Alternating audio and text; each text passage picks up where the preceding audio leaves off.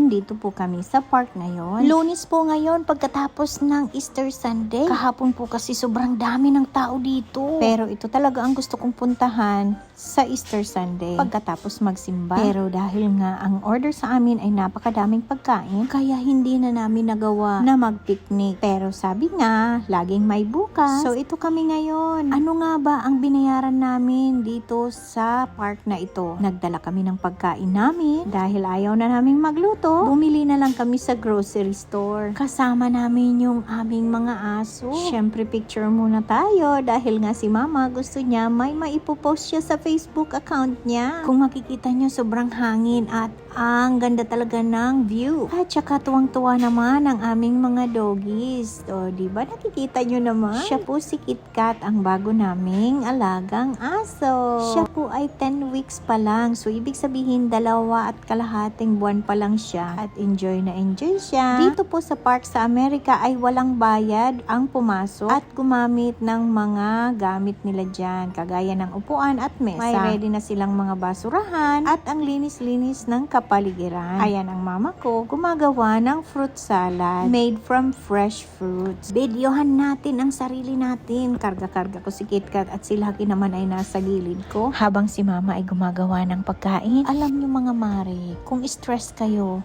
itong lugar na to ang dapat nyong pinupuntahan. Nakakawala ng stress, nakakawala ng pagod, nakakawala ng anxiety.